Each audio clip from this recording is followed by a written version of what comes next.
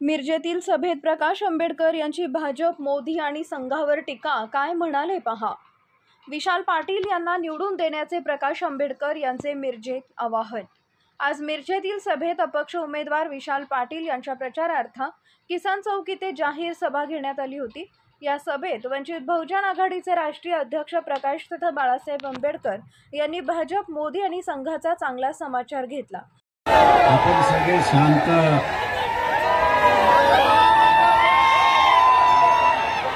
सगळे शांत राहिलात तर मला बोलता येईल.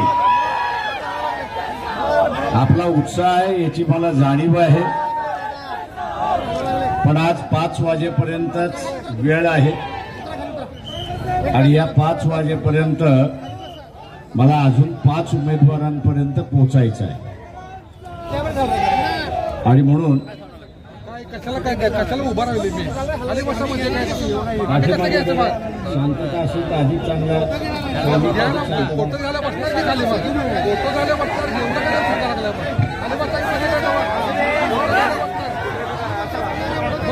फोटो खाली उतर राजा. सन्माननीय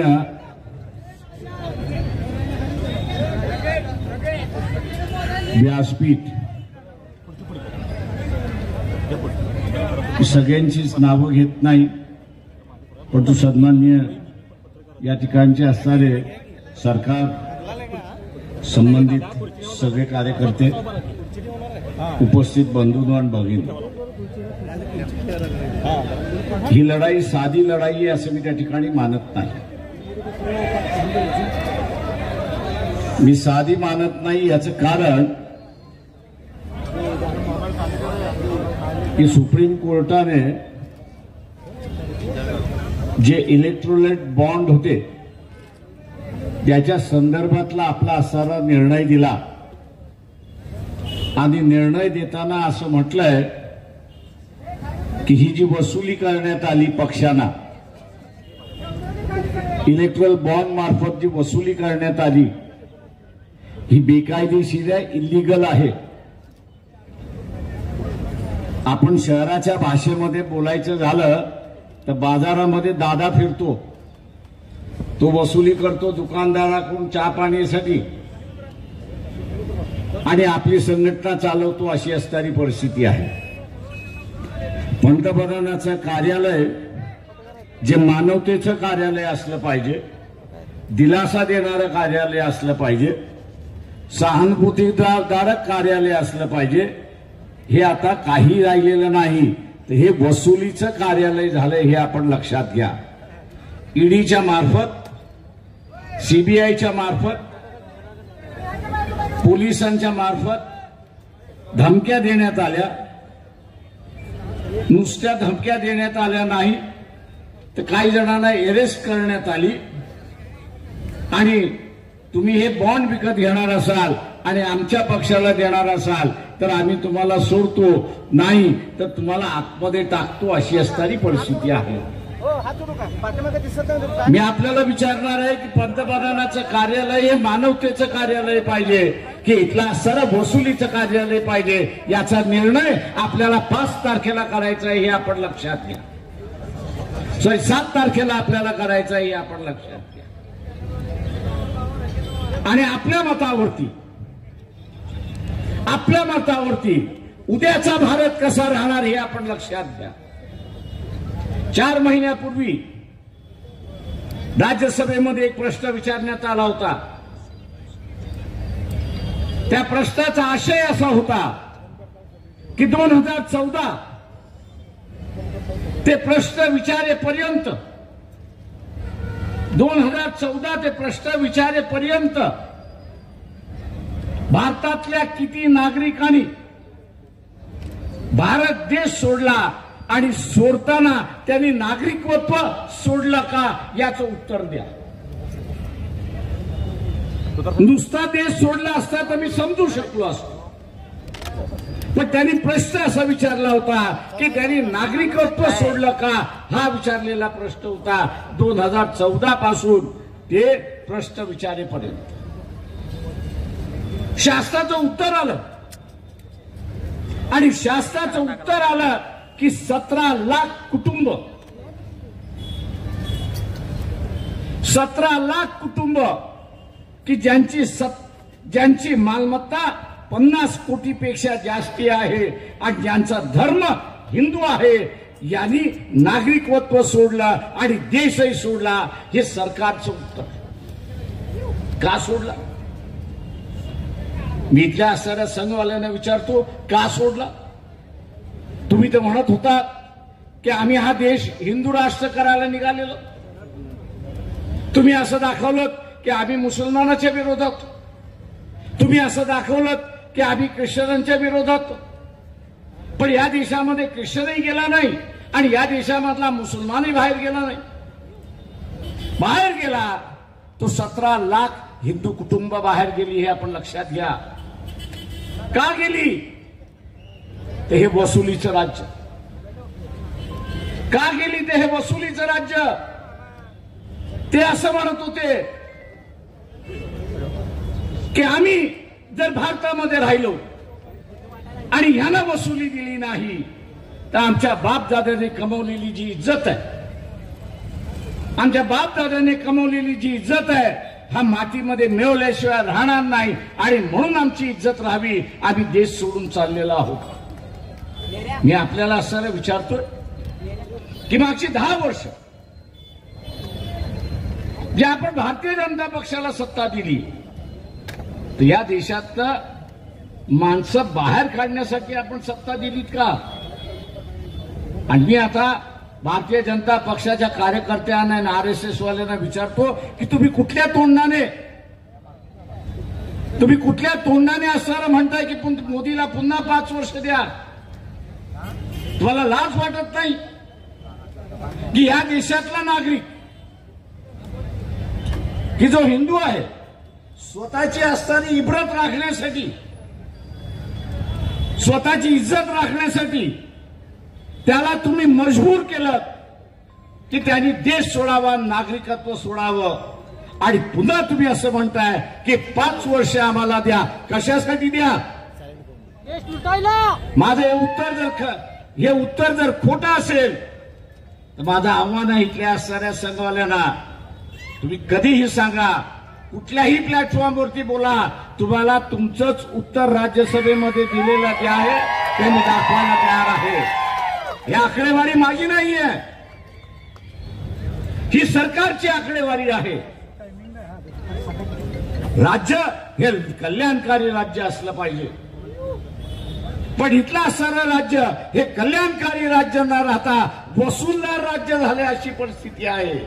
आणि पुन्हा 5 वर्ष यांना देणार असाल तर 10 वर्षामध्ये 17 लाख गेली, पुन्हा 5 वर्षामध्ये 50 लाख जर गेले, कुटुंब निघून गेले, तर त्याचं आश्चर्य मानू नका. का कुणाकडे वसुलीचं द्यायला शिल्लकच राहिलं नाही अशी परिस्थिती. मित्र, हा एवढाच प्रश्न नाहीये. मागच्या 10 वर्षामधली आकडेवारी दिली, पण 1950 पासून 14 पर्यंत या देशामध्ये किती लोक नागरिकत्व सोडून घेतली? तर फक्त 7,000 गेली. 50 पासून ते 14 पर्यंत 7 वर्षाचे 7,000 गेले, आणि ज्यांचं वय काय होतं 7 वर्षाच्या वरती होतं अशी परिस्थिती आहे. ह्या ठिकाणी आपण सभा घेऊ शकतो. ज्या संविधानाने दिलेल्या अधिकारामुळे मी इथं बोलू शकतो, ज्या संविधानाने दिलेल्या अधिकारामुळे मी जाईल त्या ठिकाणी राहू शकतो, ज्या संविधानाने दिलेल्या अधिकारामुळे माझी इच्छा होईल ते मी खाऊ शकतो, मी बोलू शकतो, मी जगू शकतो, त्या संविधानाचे शिल्पकार डॉक्टर बाबासाहेब आंबेडकर यांचे नातू, ज्यांनी महाराष्ट्रात सर्व वंचित घटकांना एकत्रित केलं, वंचित घटकांना दाखवून दिलं की तुमची खरी शक्ती काय आहे. आणि शक्ती ज्यांनी प्रभावीपणे मागच्या निवडणुकीत आमच्या सारख्या काँग्रेस, राष्ट्रवादी काँग्रेस, इतर पुरोगामी संघटनेमध्ये काम करणाऱ्या कार्यकर्त्यांना दाखवून दिलं की शक्ती डॉक्टर बाबासाहेब आंबेडकरांच्या वंचित आघाडीत किती मोठी आहे. ते आज आजच्या कार्यक्रमाचे प्रमुख पाहुणे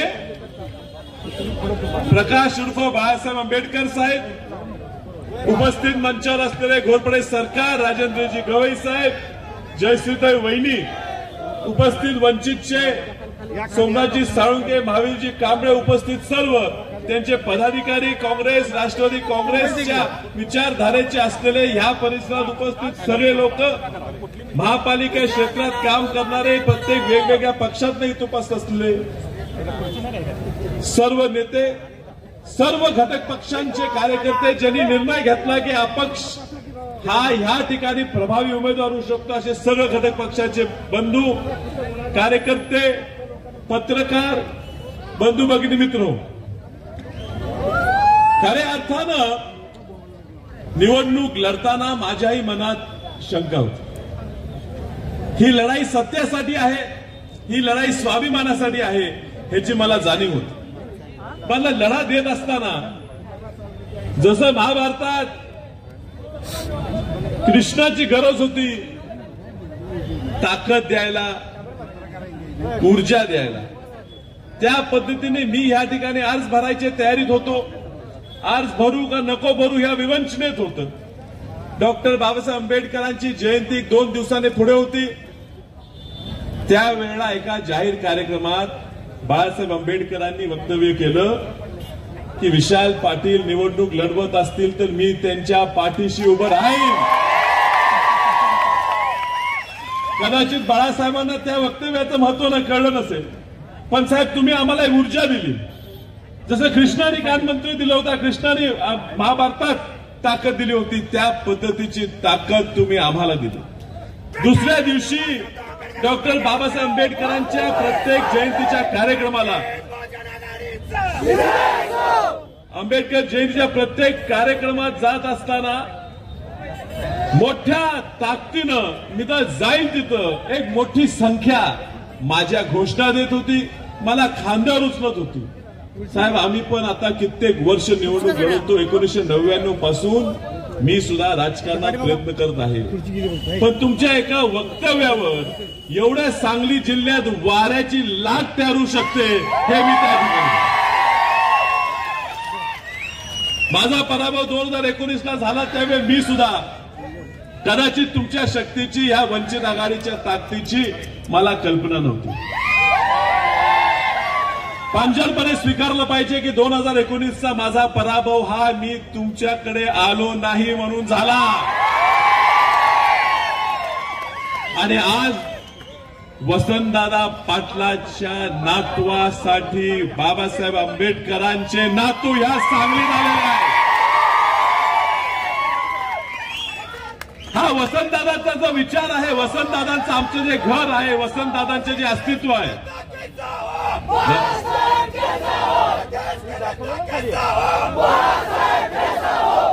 हा जो विचार वसंतदादांचा आहे, तो विचार ही डॉक्टर बाबासाहेब आंबेडकरांशी प्रेरित केलेला विचार आहे.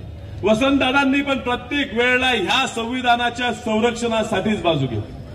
आज वसंतदादांचा विचार ह्या ठिकाणी धोक्यात आहे, म्हणजे पुरोगामी विचार धोक्यात आहे, म्हणजेच डॉक्टर बाबासाहेब आंबेडकरांचा विचार ह्या ठिकाणी धोक्यात आहे. आपल्याला संविधानाचं रक्षण करायचं आहे आणि संविधानाचं रक्षण करण्यासाठी तुम्ही मला पात्र समजला, याबद्दल सगळ्या सांगलीकर जनतेच्या वतीनं मी तुमचे मनापासून आभार मानतो. मी तुम्हाला आश्वस्त करतो साहेब, मी तुम्हाला शब्द देतो की ह्या संविधानाच्या रक्षणाच्या जबाबदारी मी वैयक्तिक 100% पेलणार. माझ्या बरोबर सांगली जनतेची पूर्ण शक्ती ही ह्या संविधानाच्या रक्षणासाठी पडणार. खूप आरोप झाले, खूप लोक काही बी बोलतात, खूप लोक म्हणतात की भाजपसाठी लढतात, वंचित भाजपला मदत करते. जो असे फालतू गोष्टी म्हणतो त्यांनी सांगलीत यावं आणि बघावं. या भाजपला गाडण्यासाठी स्वतःच्या उमेदवार या ठिकाणी न देता एका पोराला पक्ष म्हणून पाठिंबा देतात. हे प्रकाश बाळासाहेब आंबेडकर आहेत. जर खऱ्या अर्थानं भाजपशी लढा दिला पाहिजे तो असाच राहणार. आणि मी या ठिकाणी सांगतो, माझ्या रक्तात काँग्रेस आहे, वस्तुस्थिती आहे. काँग्रेस माझ्या रक्तात जाऊ शकत नाही. माझ्याकडे काही तुम्ही त्रास दिला तर माझा विचार बदलणार नाही. भाजप ही देशाला संपवणारी शक्ती आहे आणि ती शक्ती संपवण्यासाठी आपण इथं जमलेलो आहे. आम्ही कधीच विसरणार नाही. तुम्हाला पाठबळ देता, तुम्हाला ताकद देता, हे या भाजपला संपवण्यासाठी देता, ह्याची जाणीव आहे. एवढं प्रेम तुम्ही या ठिकाणी या गेल्या 10-15 दिवसात गावोगावी गेल्यावर तुम्ही मला दिलं, ह्याची मला जाणीव आहे. आणि हे माझ्यावर जबाबदारी वाढलेली आहे. ती जबाबदारी तुमच्या सगळ्यांच्या आशीर्वादानं निश्चित मी पेलीन. पुढच्या काळात प्रत्येक आपल्या विषयासाठी मी जोरात बाजू मांडीन. बोलण्यासारखं भरपूर काय आहे, पण करण्यासारखं जास्त आहे. या ठिकाणी तुम्हाला सगळ्यांसाठी जनता दरबारच्या माध्यमातून प्रत्येक लोकसभेच्या आधी तुमच्याकडे दौरा करून तुमच्या प्रत्येक घटकांचे प्रश्न समजून घेऊन दिल्लीत आवाज आपला वाढवायचा आहे. तुम्ही गेल्या 2-3 महिन्यात टीव्ही बघितला असेल तर टीव्हीवर जणू काय भारतात कुठेच निवडणूक नाही, फक्त सांगली लोकसभेची एकच निवडणूक लागली आहे, एवढं वातावरण आहे. आणि एवढी टीआरपी आपल्याला आली की आपण जे बोलू ते रोज टीव्हीवर येते. मी तुम्हाला शब्द देतो, या ठिकाणी तुम्ही मला निवडून दिल्यावर 543 खासदार आले का फक्त विशाल पाटील निवडून आला, एवढं वातावरण या पक्षाचं होणार आहे. आणि या पक्षाचं वातावरण होण्यासाठी मोठ्या प्रमाणात वंचित बहुजन आघाडीची ताकद माझ्या पाठीशी राहणार हे मला माहिती आहे. आणि म्हणून दिल्लीत जेव्हा मी जाईन तेव्हा प्रभावीपणे दिल्लीत मी मुद्दा मांडताना मी त्या संविधानाचा रक्षकाचा एक सेवक आहे याची जाणीव ठेवून मी त्या ठिकाणी निर्भीडपणे त्या भाजपच्या शक्तीशी बाकी कुठला पक्ष लढू न लढू मी ताकदीनं लढत राहणार, शेवटच्या श्वासापर्यंत लढत राहणार, हे मी तुम्हाला या ठिकाणी ग्वाही देतो.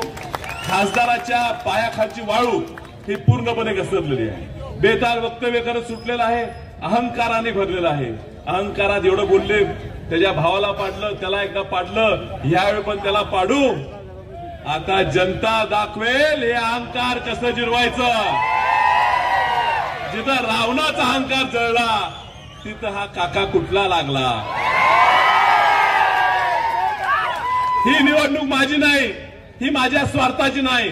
मलाही ऑफर आले, मलाही सांगितलं हे घे ते घे, पण माझ्यासाठी बाळासाहेब आंबेडकर स्वतः म्हटले लढ, घोरपडे सरकार म्हटले लढ, जगताप साहेब म्हटले लढ, तुम्ही सगळे सामान्य कार्यकर्ते म्हटला